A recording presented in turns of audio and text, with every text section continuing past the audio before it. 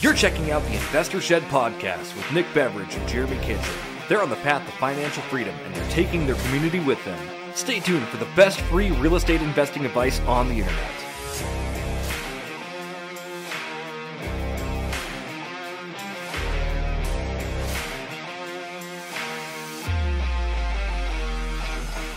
Welcome, everybody, to the Investor Shed podcast. My name is Nick Beveridge, and we are here, Season 2, Episode 22. And today, Jeremy Kitchen is going to announce our guest. I am. It's me, Jeremy Kitchen, co-host of the Investor Shed podcast.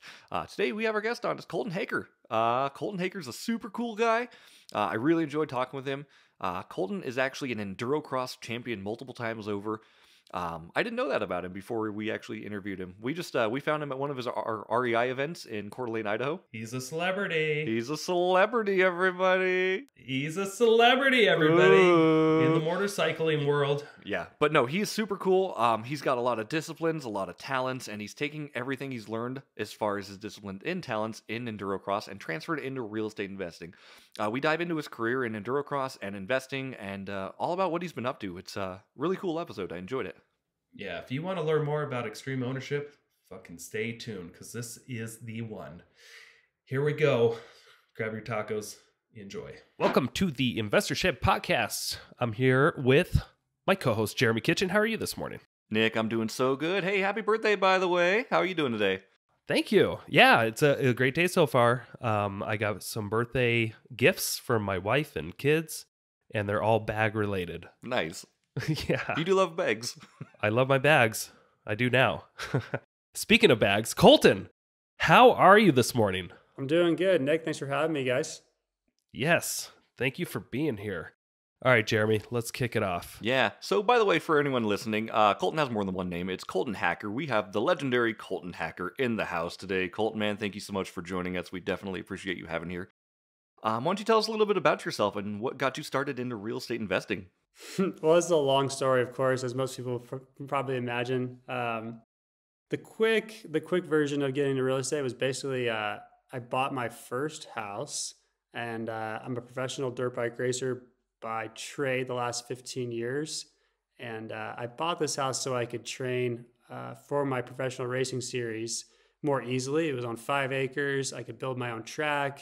I invested in my career with this property. Well, the funny thing is I knew nothing about real estate or markets or timing anything, but we had bought it in 2012, and we all know that was a low time to be buying property. Things were relatively cheap compared to what they are now. And I basically did my thing using that property to race the dirt bike race series that I was doing and winning races and championships and having fun and living out my childhood dream. And 7 years later, I grew up a little bit, I'm a couple years older, learned that my house is now worth a lot more than what I paid for it.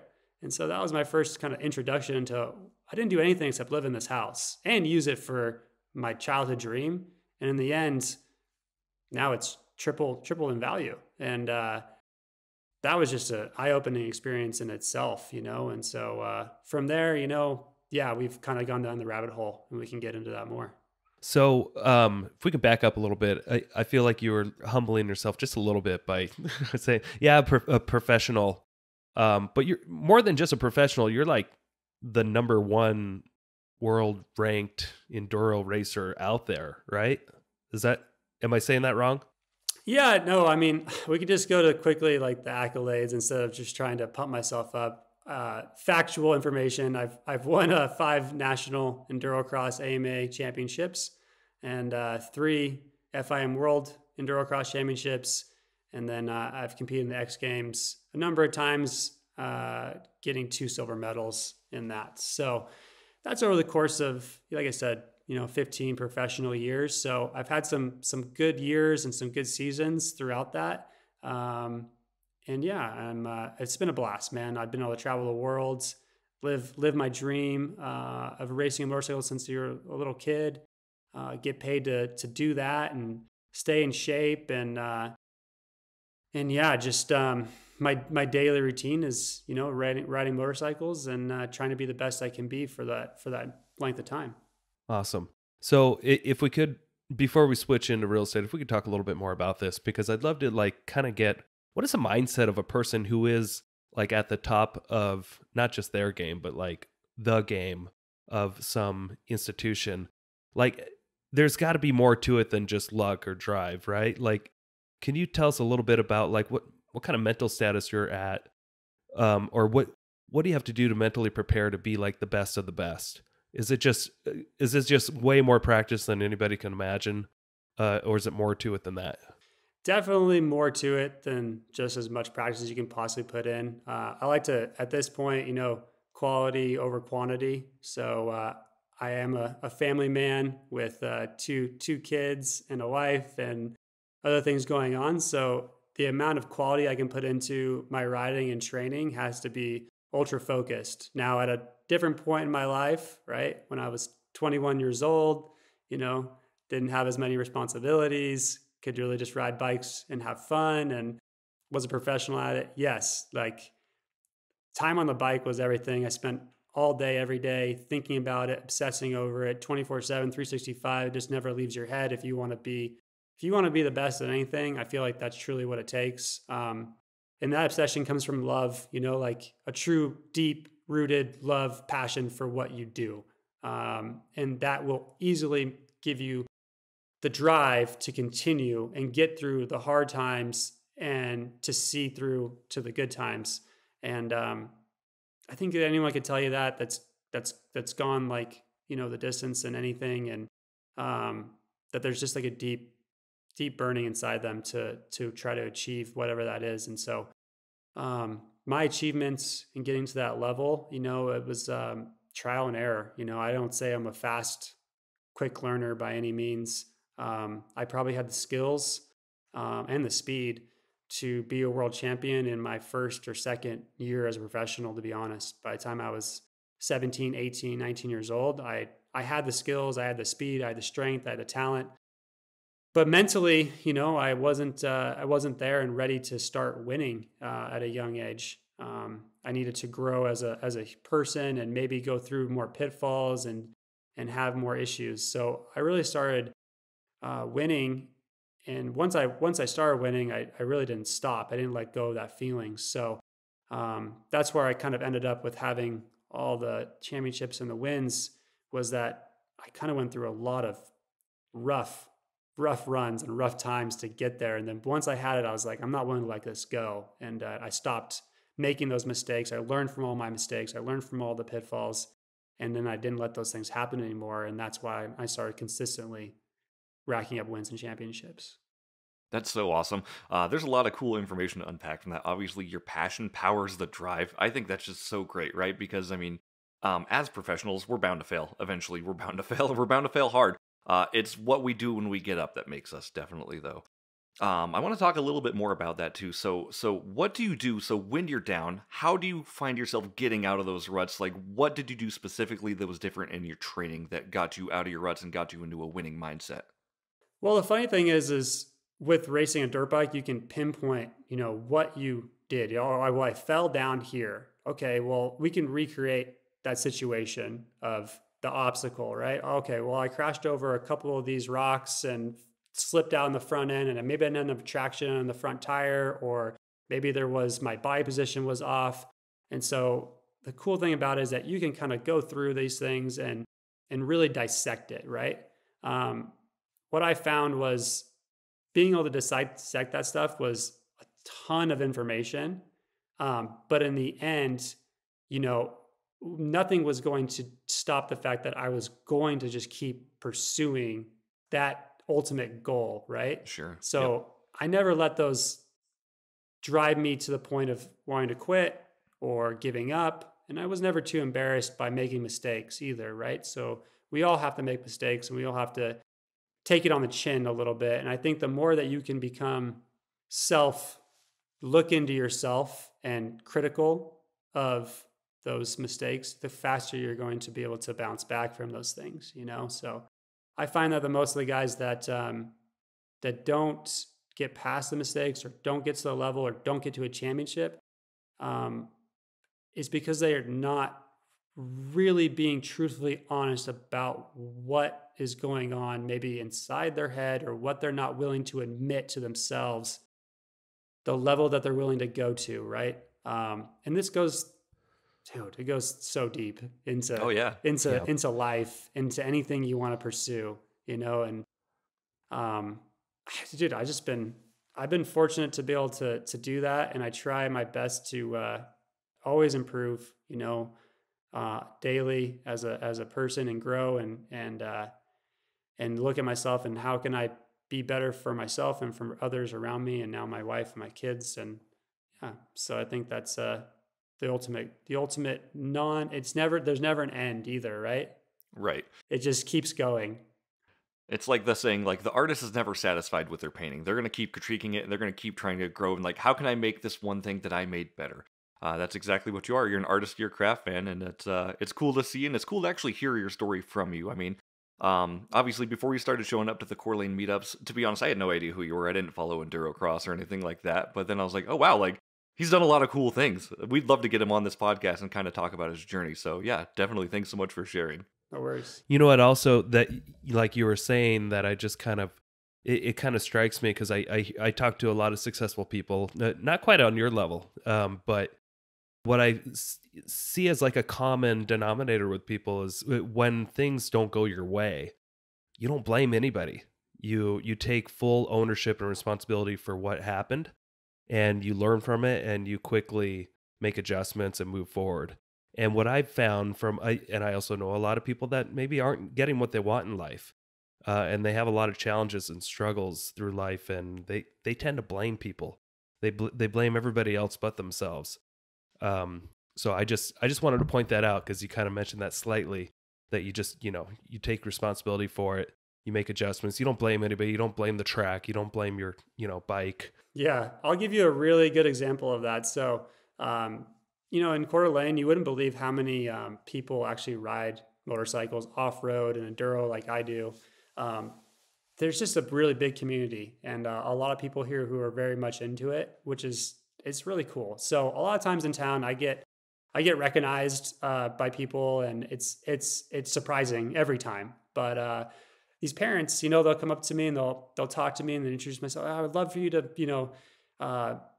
meet my 11-year-old. He loves dirt bikes, and I try to be as open and transparent and as willing to give advice and talk and seem like a good human to everyone I talk to. Right. So, I talk to them about it, and I say, man, it's awesome that you got them into dirt bikes. It's scary, letting your kid go out there and, potentially break their arm or, do crazy. Dirt bikes are dangerous, right? In the end of the day, a lot can happen. And just trying to equip them with the most information and then give them the trust that they can do it in the end. So that's a big part of it, is giving the kid the trust, right? And so I like to explain to the parents is what it really teaches them in the beginning is if they hit a rock and they fall down on the trail, they're not going to what are they going to do to the rock? Like they could be like mad at the rock for a second. Oh, that rock, and it's like, well, the rock didn't do anything. The rock didn't move. What were you doing? You were staring at the rock. You were like, oh, don't hit the rock. Don't hit here it comes the rock. Don't hit the rock. You know what I mean? So then they go down, and it teaches them immediately the difference between, I can't blame this inanimate object. This thing is just there, so I take responsibility for the action that I just had. And I think that's such an awesome thing to teach a 10-year-old, an 11-year-old, a 9-year-old, an 8-year-old.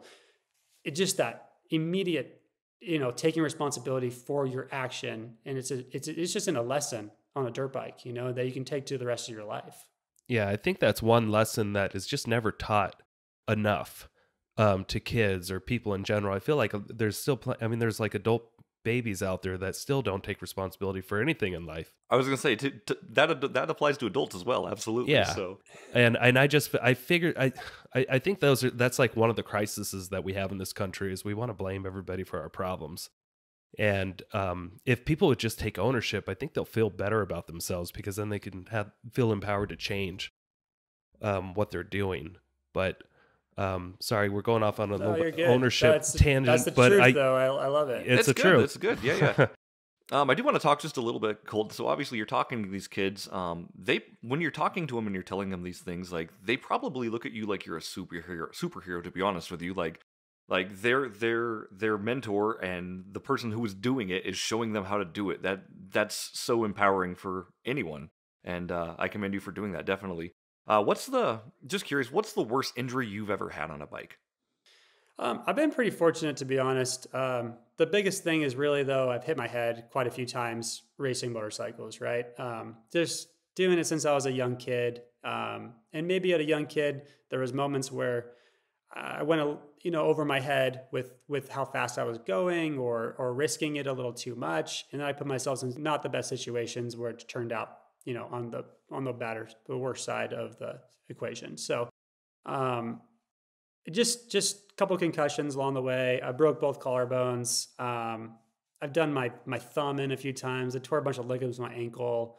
And then there's just little things here and there. But, I've been lucky. There's a lot worse out there. A lot of guys with, ACLs and knees, that'll give you issues long term. And then, other things, big bones, femurs, stuff like that. That's big stuff, right? I've been fortunate, and I count my blessings. That's awesome. Obviously, we'll talk a little bit more about motorcycles here. I do want to get into real estate eventually, but I do think your story is very fascinating, and it's a different approach than we're normally used to seeing. So I do want to kind of take advantage of it while you're here. Absolutely. So, I was going to ask. So, with that, when you're training and you're learning, what's one thing that you recommend somebody do when they're trying to get into something like that, or what's something you recommend when they're trying to overcome an obstacle? All right. Well, I think with dirt bikes, there's a big factor in cost, right? So for families being able to afford a motorcycle, that's one thing. And then you get to buy the gas, and then you have to buy all the equipment, and then you have to be able to afford, the vehicle to transport it, right? And so there's a big, issue for that in general. Like getting a bicycle and just riding your bicycle around town is a lot cheaper, or picking up a basketball or whatever. So getting into the sport, first of all, is a big commitment. And getting into dirt bike, motorcycle riding in general is a fairly big commitment on everyone's end. So know that at first. Secondly, if you want to get into dirt bike racing, and how you can kind of do it is, starting as a family is the biggest thing. It's a great bonding tool for the whole family, right? I helped a family in town here. They have 3 boys, 1 girl, and they live on some property, a little acreage. And my wife became friends with them, and he asked me like what kind of bikes I should get him, and I told him the bikes he should get, and they're fortunate that they have the income and the means to purchase those bikes and do it, but they also have 20 acres that they can, these kids can go on and ride on, right? And so giving them the bikes was just part of the thing. But the great thing is he's teaching these kids, he's learning with them. He doesn't know how to work on a motorcycle, but he's learning how to work on them. He also doesn't know how to ride them worth a darn either. So he's learning how to ride them just the same. Imagine that as a parent, as a dad, and you have your 12-year-old and your 10-year-old and your 8-year-old boys or whatever. And they're kind of at that age where they're progressing, and they're learning and you're learning, and you can kind of, all kind of bond together in that realm, right? There's the other side of the factor where you're like me and you're really, well versed in motorcycle riding, and you want to show your kids it, right? So, obviously I have the means to do that. I have 2 girls. I wouldn't push it on them. They have little bikes and they can go ride around, but at the end of the day, it's just for fun, right? And I think that's the biggest thing, is just making sure that the kids know that this is fun. Be a kid, be a kid, take it, give them their childhood, let them have that. It's precious time, right? Like we all know that when we grow up a little bit, life slaps us in the face, and we got to start making real decisions, and giving our kids the ability to have that childhood and live in that mindset and be there for a long time, I think is a good thing, And so riding dirt bikes should be fun. That's how it should be. If you want to take it further than that, be prepared for the costs on that end. But it's a good route. It's a good story. It's a good bonding. So all those things it can be rewarding. It can be very rewarding. And real quick, just on your family time too. So I know obviously you've got 2 daughters and a wife now. Has your time on the motorcycle decreased since having a family, or are you still pushing really hard for your career in Endurocross? Yeah, so it's just tougher for sure. We know that the kids, they're doing this or they're doing that, and you want to give them, take them to dance and gymnastics. So then we got ice skating, and you want to entertain them and split your time and still be relevant in the dirt biking thing. So like I said in the beginning, when I was 21, there's nothing else going on. That's it. I'm spending my time on the motorcycle, and it's all about me, right? You can be completely all in, all selfish. And then once you get a little bit older and you decide that, all right, well, I want to have a family, and, I want to give these kids the most that I possibly can. A lot more things start crossing your mind too, right? So risk, injury, all those things are possible. But when you're 21, you don't, whatever. It's just you, Oh yeah, you're invincible. You can do whatever you want. You can do whatever you want, and you don't have to think about anybody else either, right? You don't have to think about like how this affects their life, So with me and my occupation, there is inherent risks. And at the end of the day, I just have to be more calculated. And that's where I get into the quality over quantity. So when I put my time in on the motorcycle, I'm going out specifically to get the job done, to do what I need to do, to be fit, to get the practice and the training in that I need. And then when I'm done with that, I move on to what I need to do to be there for the family, get the stuff done for the family. So whether that's cleaning up or making dinner or entertaining the kids, or trying to learn and grow with them and teach them stuff, and whatever that is, I'm just here for it. And so trying to split your time between those two is definitely key. And that's it's always changing too, because the kids, at one point they're just in diapers and they don't really communicate. And now, my almost 5-year-old, right? So she's communicating and requires a little bit more of a different kind of attention than she did a couple years ago. So it's a fun process, right? We're all in it together. We're all in it, right? The three of us. So we all know. Yeah, we're all dads. I remember, but I can totally relate with you, man. When I was 21, I did not care what happened to my body. In my mind, I didn't think about consequences as much as I do these days. And I remember when I've had my daughter a few years ago, something just like basic instincts took over.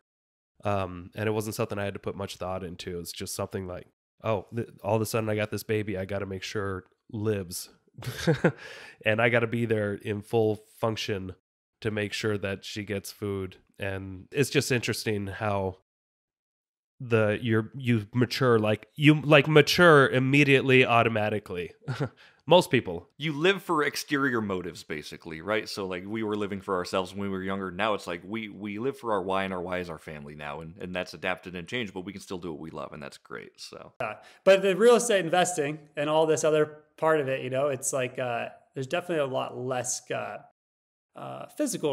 physical risk for the most part, unless you're trying to get up there and do some whatever, roofing or some unless framing. You're on a scaffolding or whatever, there's still risk. And you don't know what you're doing, but yeah, essentially on this side of it, why we've essentially became to know each other is definitely a lot less risk, and but the challenge is there, so it's interesting for that regard.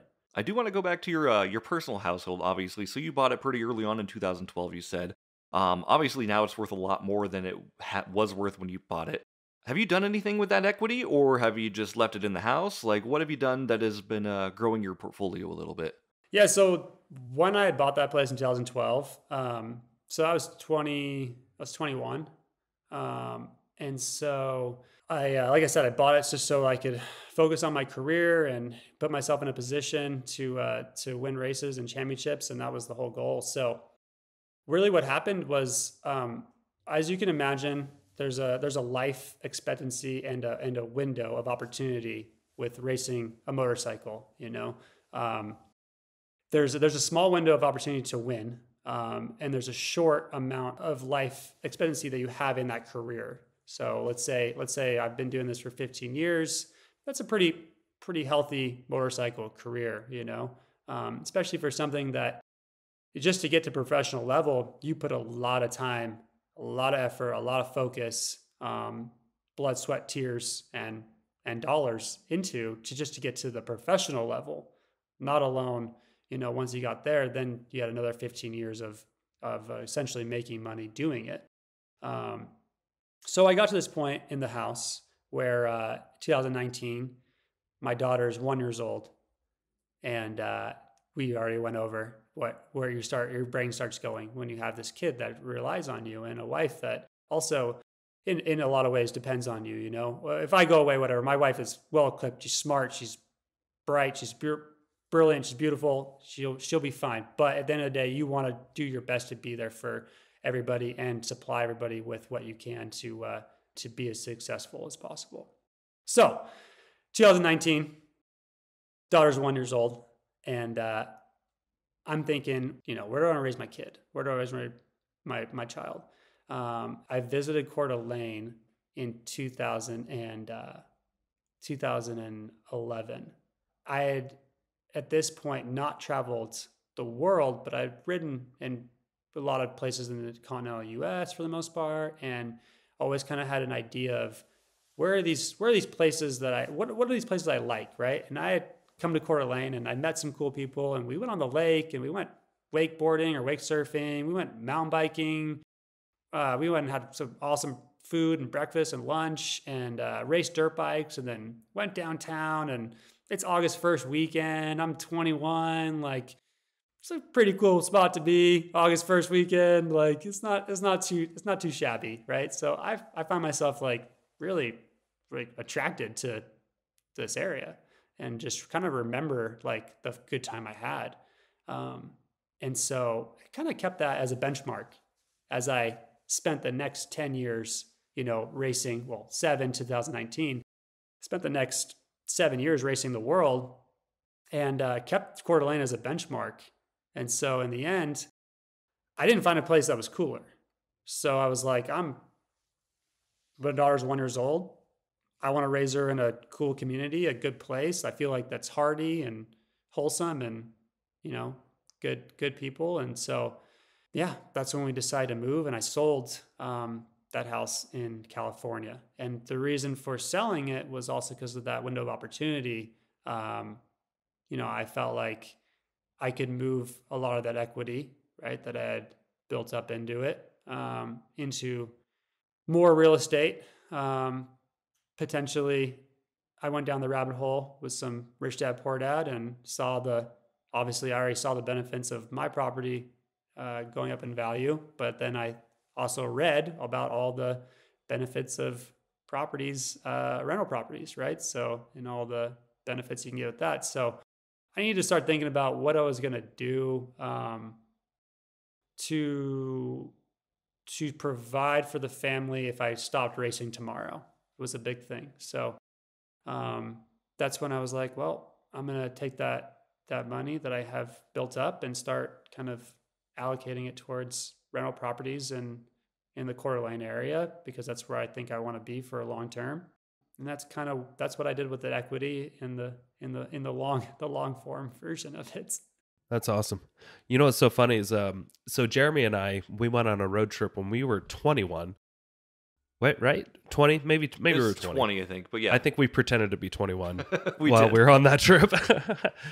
But yeah, this was about 2007 or so. And I remember us, Jeremy, do you remember driving around the entire country? And then when we came back home to Coeur d'Alene, do you remember how beautiful that drive was coming into Coeur d'Alene? And Yeah. It's like, we were raised there. We had no idea what a beautiful area we lived in until we traveled the entire country. And we were driving back into Coeur d'Alene. We're just like, damn, this is nice. It was the most beautiful watching you get put in handcuffs too, but that's a story for another day. So. Yeah, man, you're not wrong. So people that grew up here probably don't take, a lot of people might be taking it for granted, right?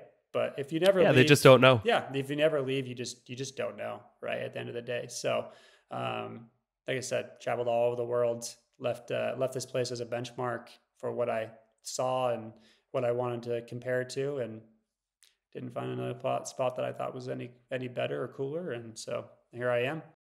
So what does your portfolio look like now, if you don't mind sharing? Yeah, no worries. We have 5 properties, basically single families, a couple duplexes, a couple Airbnbs, and long terms. And yeah, so we're doing that. And my goal was the goal was like the medium house, single family house at the time when I came here in 2019 full time, and I was going to move that money, was like 300,000 probably for, a median house, right? Like solid 3-bed, 2-bath, clean house. I was like, all right, well, I could buy 6, maybe 7 if I stretch it, type thing with the money that I have, type deal. And I know I can get these rents. Yeah, pretty safe deal, right? Well, here comes COVID 3 months later, and then you start going, oh well, I don't know if I want to buy anything right now because, the world's going to end.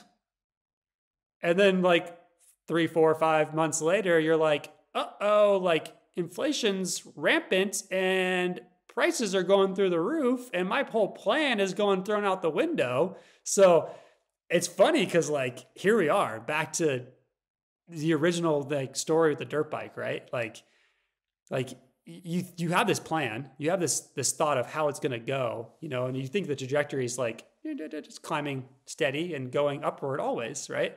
Nah. It's like I crashed on that rock and I, broke my collarbone in Spain, right? Oh, well, I'll tell you a good story about it. I was in Spain, 17 years old, and went over the bars in practice, knocked myself out, woke up in a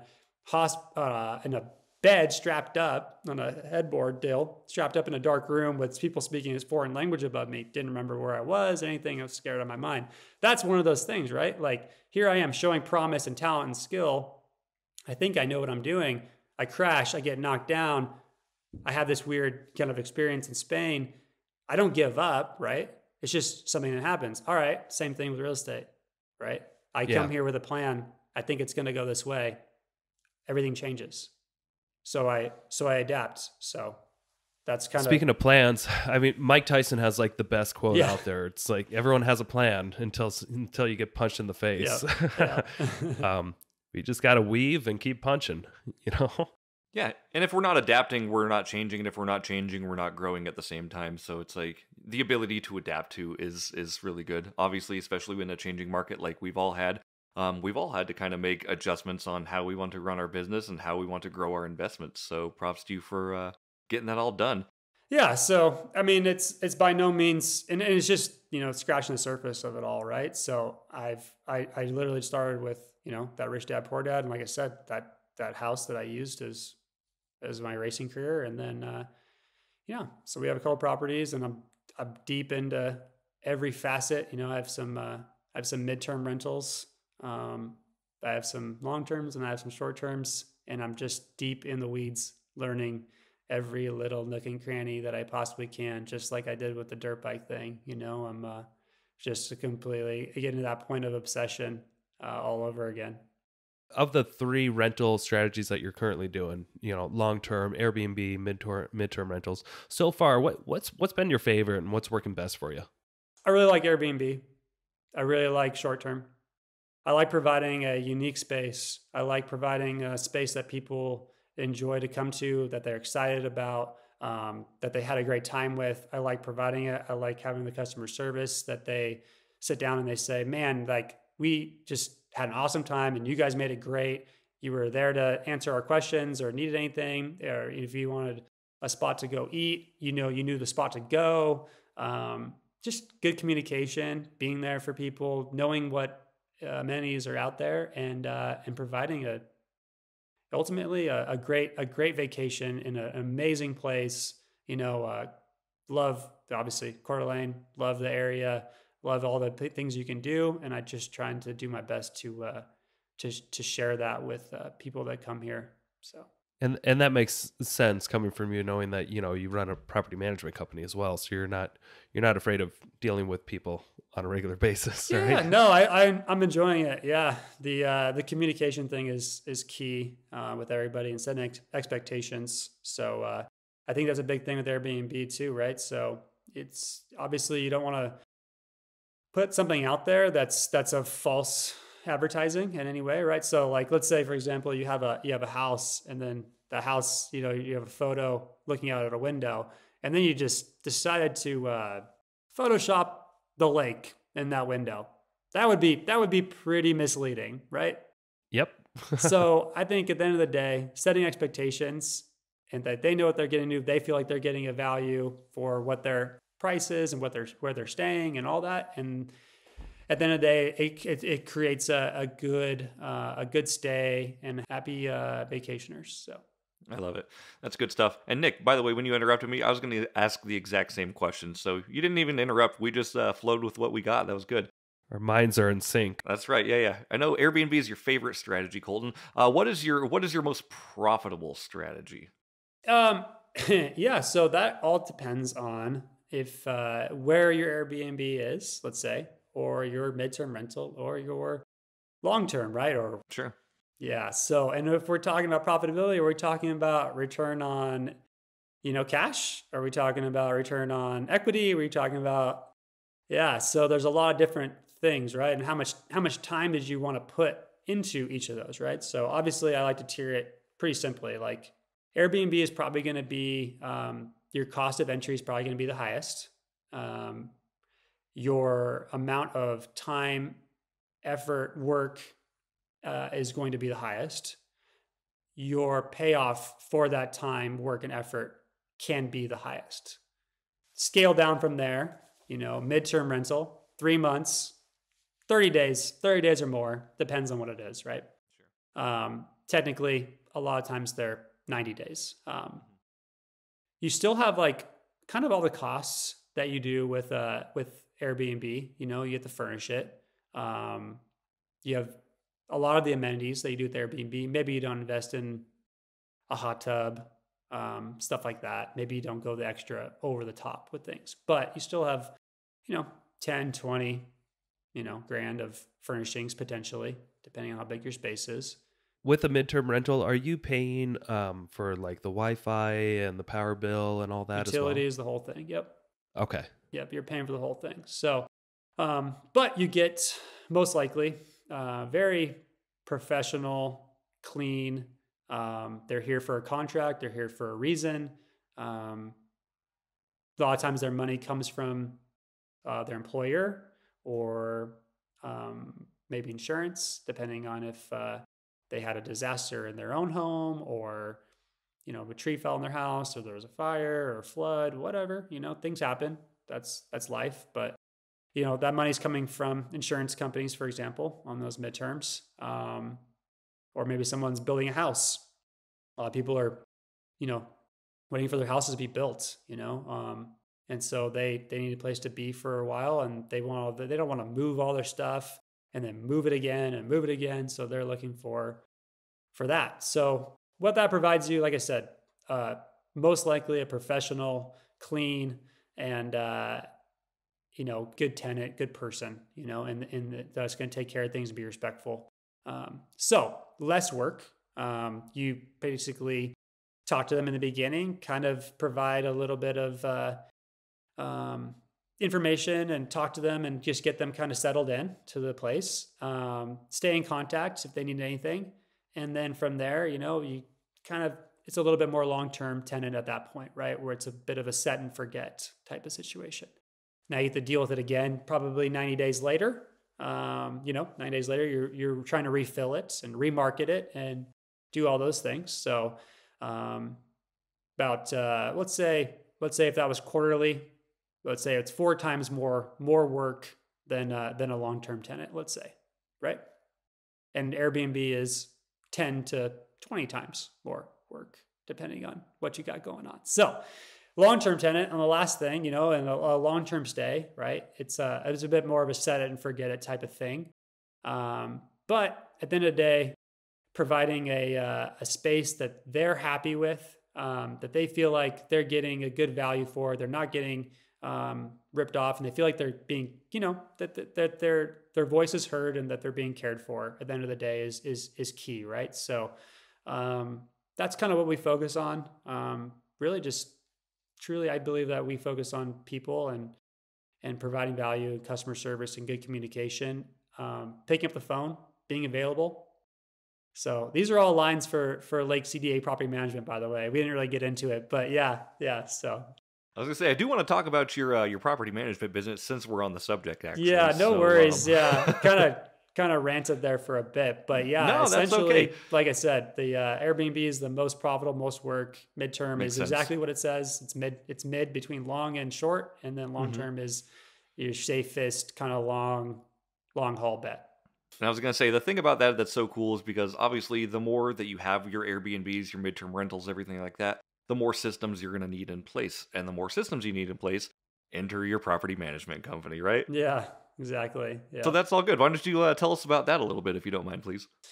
Yeah, so really the property management came up through just kind of having our own properties. So managing our own stuff. A good background story would be 2012-ish. A lot of things started in that year for me. I don't know. I bought my first house. My wife and I started kind of, we started dating in 2010, but I just, for whatever reason, life started happening more in 2012, right? So wife and I are dating. She had a condo in California. She was kind of going through a transition with work and whatnot, and we were getting pretty serious. And I wanted to basically be with her more, but I said, "Hey, why don't you move in with me?" I was just renting a room from somebody in previous to 2012, so she's living with me, and she decided we're going to rent out her condo. So she rents it out to these family of 4. And seemed like really nice people. Seemed cool. Seemed down to earth. Seemed good. Like this will be fine. A couple months go by. We get the story. They don't want to pay. They're losing their job. Cancer. Dog died. I don't know.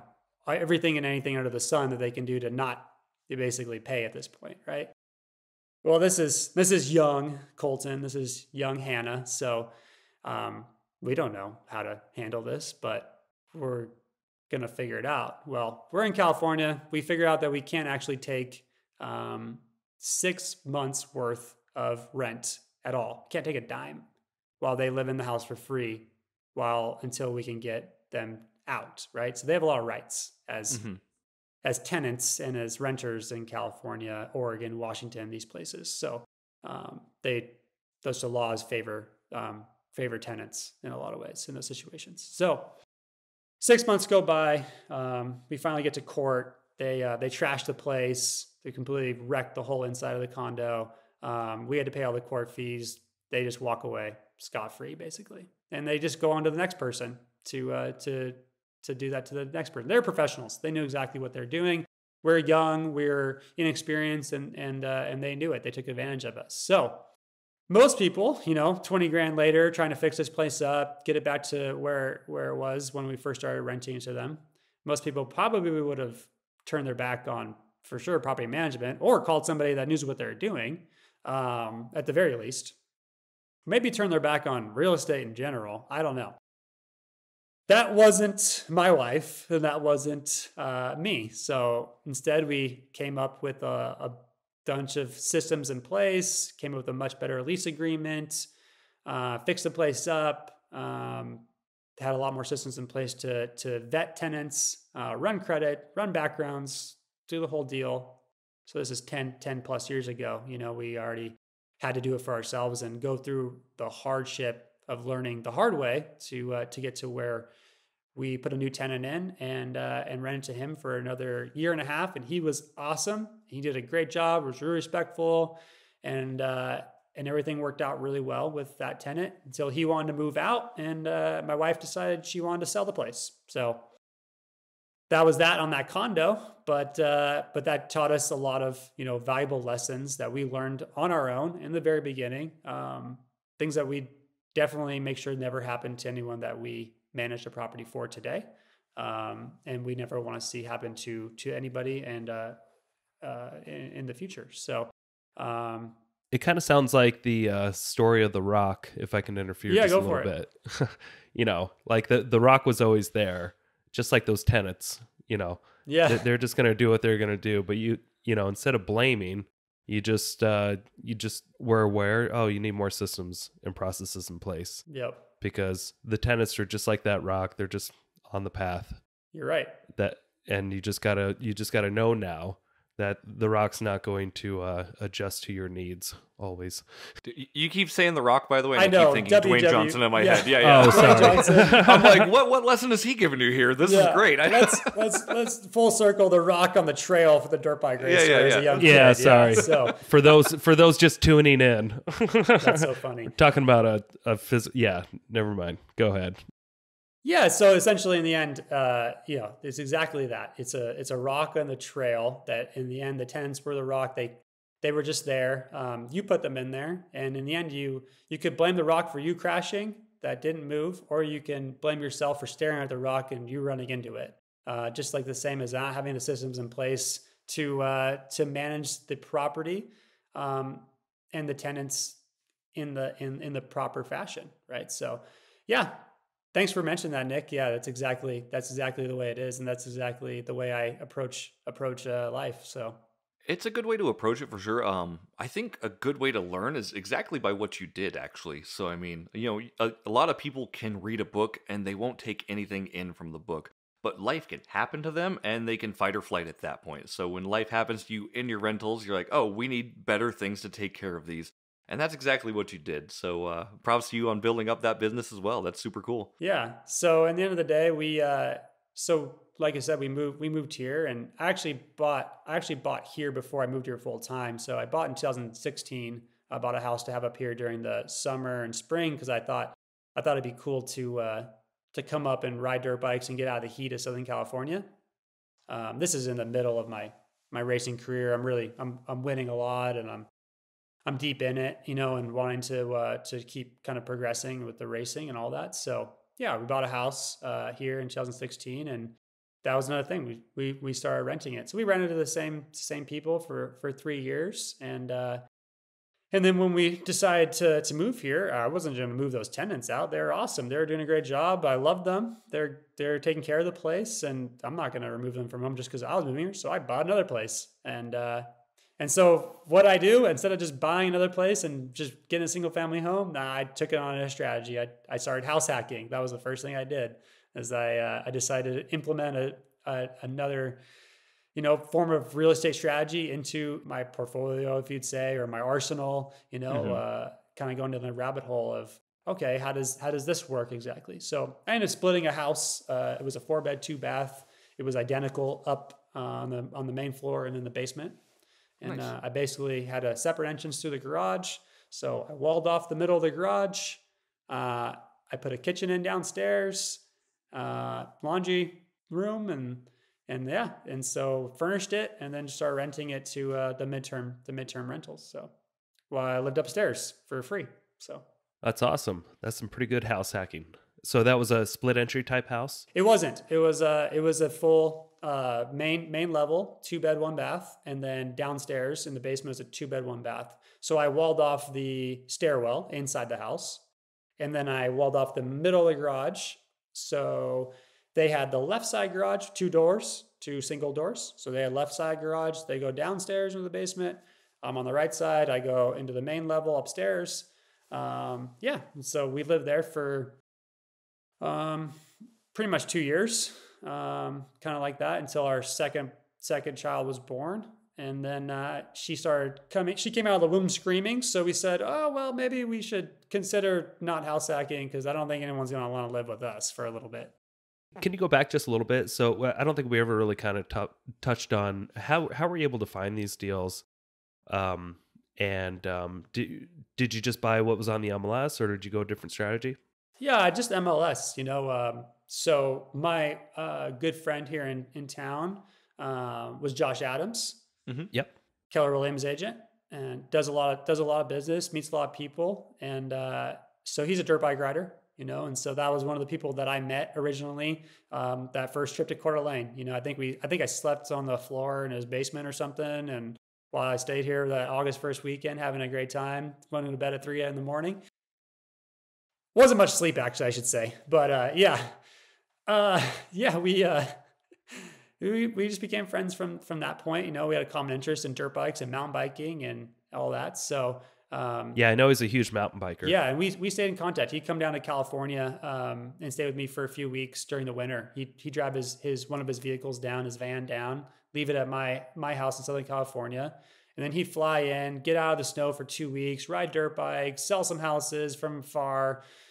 I mean, so many times on the trail where he would just be on his phone and I'm trying to ride and train. I'm like, dude, like, come on, man, we're riding. Like, I don't want to wait for you anymore. I just got to get this deal together. I'm just whatever. So anyways, great dude. So he helped me for sure buy those first, well, all the houses that I have, he helped me buy until now my wife is a real estate agent with Keller Williams.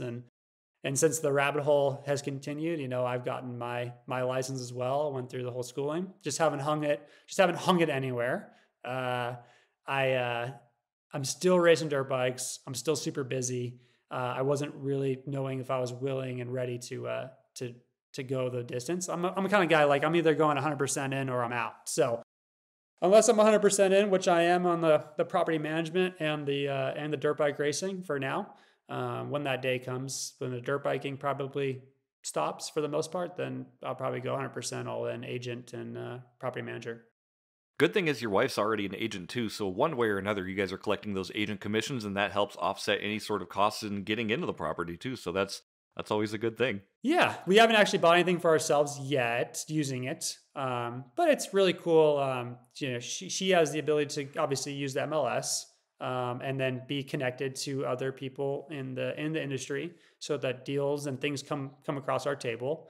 And then as an investor, right? So you're looking at as an investor if you wanted to keep adding to your portfolio and getting some more cash flow. And then on the property management thing is really cool too, because we have the ability to help a lot of people who are renting right now, but they want a home, right? So we can talk to them and be a facilitator for them and finding a place to live. And then a lot of times, people, investors and whatnot, they sometimes want to, sell their house or whatever. And we can kind of be in the know and help either them sell it or offer advice in how to go about it, or maybe we'd be willing to buy it or whatever, so just being in the industry and just kind of being willing to do whatever and be there for people, I think is a big proponent for it. It opens up a lot of avenues for sure for you. And I like how you come at it from the point of helping people, because that's what real estate is, right? We're all trying to help one another. We're all trying to help somebody either get out of a bad situation or help get them into a better situation.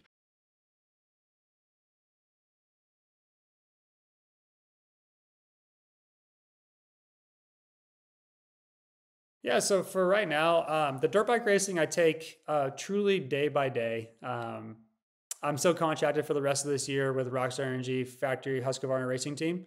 So I have about 20 weekends a year that I race. I really want to get another Endurocross championship. I need one more championship to have the most all time. So that's a big goal of mine. I'd like to accomplish that this year.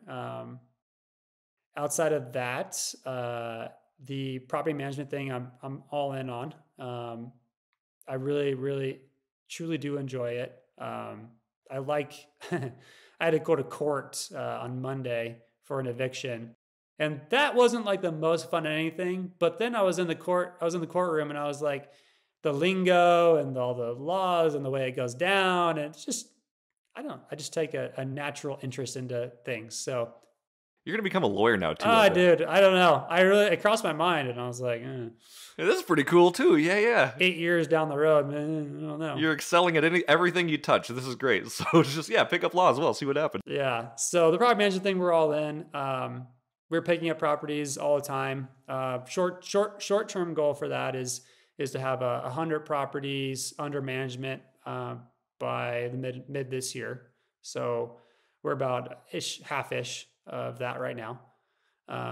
So the reason for that being is, I don't know how long the dirt bike thing is really going to last. Much. I've done a lot. I've won a lot. I've gone a lot of places. I've done a lot. But my appetite for real estate, my appetite and my new challenges is really growing, inside. And I can tell when something is really speaking to me, like the dirt bike did. So my passion for dirt bike racing and trying to be as good as I possibly can at riding that motorcycle takes me down every avenue from, how I eat, how I think, how I sleep, how I position myself on the bike, how I train, all of it. Right. And so I find myself, doing the same thing with real estate, is just kind of going down that same mental state where I'm taking it in on all accounts. So the property management thing for sure is a big one. I don't know how long the dirt bike thing is going to last. And so if I can get to 100 units, that's a good amount of things to take on while I'm still racing full time. And the challenge of building a business, is really interesting to me. Right. So yeah, go for it. Colton, I've got a question, but I'm sure a lot of people are curious. Is it worth going down that route income-wise if they did that for a living? All right. Well, let's put it this way. If you were to have all the free time in the world, right? I don't have to be anywhere or adhere to anybody. I have to be at 20 dirt bike races a year. But if you like riding dirt bikes and you like racing, it's not really a bad problem, right? So I have all the free time in the world. I get to ride the best motorcycles in the world. Mm-hmm. Yeah. I get all this stuff for free. I get people who, clamor to hang out or get autographs from, I'm in the limelight of it. There's a lot of good feel from all that, right? You're recognized, you're seen, and there's all that. So those are all things to also consider when you're doing something, I think being a real estate investor or agent is very cool, challenging, rewarding. It doesn't have the same impactful moments necessarily as a 15,000 people screaming stadium after you just passed for the world championship on the last turn or the last lap against a rival. That's how I won my first world championship in Spain. Well, you've never closed any short sales then. Yeah. Well, you let me know when 15,000 people start yelling for it, So yeah, I'm joking. No, for Continue. Sure. The energy is something that you get addicted to, right? So there's all those things. So that's pretty hard to let go of. It's hard to let go of, yeah, because it's a good amount of money, especially for something that you like doing, and then all those other things that I mentioned, right? So. And I know, a property manager, there's a lot of work involved there, and you have to manage a lot of properties to kind of duplicate that same type of income, right? No, it's a lot, and but like I said, I think the key is racing dirt bikes. For me, the end results is not really the thing that you're going for the end result the whole time, but it's the journey that was everything, It was everything. It was like how I got there was the part that I love the most, And so I can remember that now for, building a property management business, or being a real estate agent and building a business for that too. I think it's the journey along the way that I'm gonna really truly enjoy the most. Yes, there's that end goal, but. That keeps me super, super grounded and centered in life, knowing that not every day is going to be the best day. There's going to be ups and downs, but at the end of it, I'm really going to look truly. I think I'm going to look back, and I'm going to say, I did way more than I ever thought I was, you know, because that's how the dirt bike thing was. I was just like, I just want to be a professional. And then I was a professional. And then I was like, well, I just want to win a race. And then I won a race and I was like, well, I just want to win a championship. And then I won a championship. And then I was like, okay, I won 10. That's 10 times what I ever thought I was. I mean, that's 10 times what I thought I was going to do at that point. That's 100 times what I thought I was going to do when I was a kid. So think about the same thing. If you had it's a new lease on life. You know, you're starting a second career, you know, with the property management or real estate in general. So I feel like a kid again with it. And so I don't know what the ceiling is. And one of the biggest things for me is I hate ceilings. Oh, I hate ceilings. If you sat me down in a 9-to-5 job and you know, like they're like, you're only going to make this much and you have nowhere to go in the career or the job, shoot me now. Yep. I can't do it. I'm going to figure out any other way than that, you know? On the same way. That's what makes you guys great. Yeah. Anytime I've ever had a job, I always knew this is temporary. I'm just going to learn from this and move on. Because I feel the same way. Yeah. If you know what your limits are and you're within an organization and you're like, okay, you can see the end result. Yeah. Is that what you want? No, I want more. Yeah. You know? Yeah. Nick, any final thoughts before we kind of get into the wind down section? I know we're passing an hour here, which is A-okay. This has been an awesome conversation with Colton. I've really enjoyed it a lot. So, yeah, no, we appreciate what you're doing, man. I know we're getting just past the hour mark, so why don't we get to the final questions and we'll let Colton go back to work. Yeah, man, absolutely. Well, again, thank you so much for being here, Colton. We definitely appreciate you taking the time to hang out with Nick and I and talk about all your successes and your failures and how you've been overcoming them all. I do have some final questions here that we're just going to be winding down with, if that's okay. The first one is, if you have a business or investing book you recommend every single person read, what book is that? Honestly, I just got to go to the classic Rich Dad, Poor Dad for me. You know, it just really just opens up your mind to what the possibilities are. Yeah, it's a great book. It's helped probably millions of people, let's be honest, you know, so. It's definitely a life-changing book for sure. So if you had $30 million gifted to one of your bank accounts, Colton, what's the first thing you would spend it on? So I gave a lot of thought to this question because you sent me a couple of questions before in previous to this conversation. So I like to think that I would take that money and create and make it 100 million or 300 million, right? That's what we all think, like, oh, if I just had 30 million, I could do what Elon Musk does, right? I could be a billionaire, you know, like, but I just can't get $10 together, you know, that's the problem, right? So, and then I help people with not a ton of money, you know, as some people are tenants and renters that I help. And then I help a lot of people with a lot of money and they have multiple properties, right? Multiple properties with us and they buy them all cash and it's not even a question, right? Sure. So I look at them and I go, what are they doing that a person like me that's trying to get to where they're going or get to where they're at, what am I doing differently than they are? What they do is they are not trying to lose money. Mm-hmm. Getting money, making money, they can do. Keeping it, saving it, holding on to it is the hard one, right? How much money do we need, really? I mean, if you have 30 million bucks, I mean, you could put what? You could put 30 million into a CD and make 6, 7, 8%, I don't know, a year off of that. Be a good amount of money. I mean, I'm almost 300 grand, right? Yeah, something like that. Like, yeah, 200, 220, something like that. Just, I'm not good with the math, but yeah, it sounds about right. That's livable. It's a pretty safe bet, right?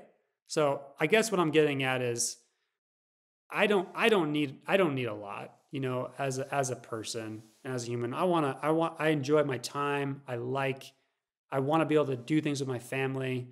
I want to be able to do those things in a provide in a safe, secure way. And I want us to be able to love and live life in the best capacity. So if you had 30 million bucks, I think, I'd invested in safe, real estate personally, things that are, deferred maintenance on, so new construction, new builds, things that I know that I can rent, I can get solid people in, that I can rent to them for a super fair price, that they feel appreciated to be there, which is a totally different, route than essentially I'm going at the moment in a way, I mean, I did a house hack, I have Airbnbs, I'm putting a lot of time, effort, and a little more risk into my investments. But I'm also I'm not sitting on 30 million. So that's the difference. So at the end of the day, that's probably what I would do.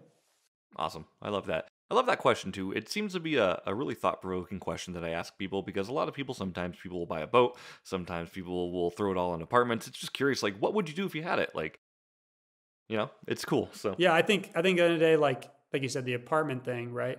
That's what I kind of get to with the safe, kind of deal, right? Yeah. Diversify and overcome. I love it. What advice would you give to newer investors looking to get started on their either first or second deal? Okay, well, I gotta give a shout out to my buddy Craig Curlop, the FI guy, I think it is.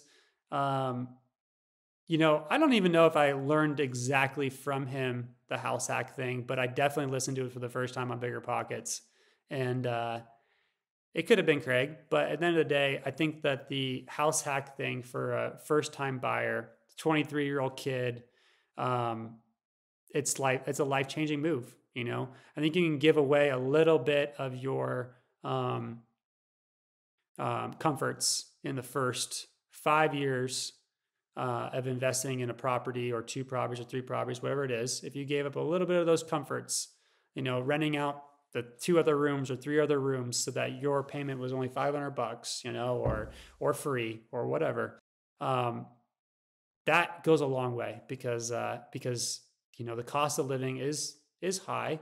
And if you have the means and the ability to do so with a house hack, man, I think that's a really, really, really great way to get started, safe in the regard of you're mitigating a lot of the risk that you take on with all that debt and the mortgage and all that. So that's a really safe, solid move when buying your first property that you get to live in, and that's what I suggest. That's awesome. Yeah, house hacking is definitely a very, very good way to get started if you're interested in real estate investing. A couple more questions here for you, Colton. How would you define success? I think success comes down to expectation. And expectation is brought upon by your desires and what's burning kind of inside you, So if you have a burning desire to do something and you expect to achieve that, then I think it's easy to look at, I achieved that or I didn't, as a pass or fail in the world in the line of success. But ultimately, I think at the end of the day, if you can look at yourself in the mirror and you can say, I did everything I could, and I'm trying to be the best person I can be. What more is there? What more do you need? I think the highest regard of success is, I think you can look at yourself and say, I did the right thing. I did all that I could, and I did it to the best ability that I possibly could. And that's all we have. Everybody's level of what that even is different too. Yeah, I really like what you said, like right away. Like success is like expectations. Like you had this expectation instead of hope. And I remember like the first time I ever listened to like a Tony Robbins full program, that was one of the biggest things that stuck out to me right away. They just did this exercise where, I want you to really hope for something to work out. And then you change, and then, you'd go through this practice for 30 seconds to a minute. And then it's like, okay, take that same thing. And I want you to just change the language a little bit and just expect that this will happen. Have expectations about it. And is all it is just changing up the word. You know, you change your language.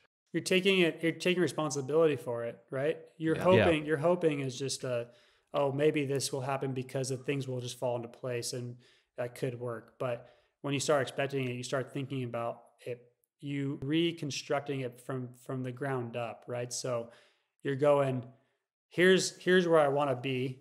Now, how the steps do I need to get there? I can't just go from here to the finish line, right? I have to take the first step, the second step, the third step. Oh no, something went wrong. I went back to the first step. And that's kind of how it goes, right? So that's dirt bike racing. That was my career. That's something that I just learned at a really pretty young age. And it's almost just like hacking the brain, because the brain will help you push you to your next step. If you say, I just hope something works out, your brain tells you, okay, you can just do nothing now and you're okay.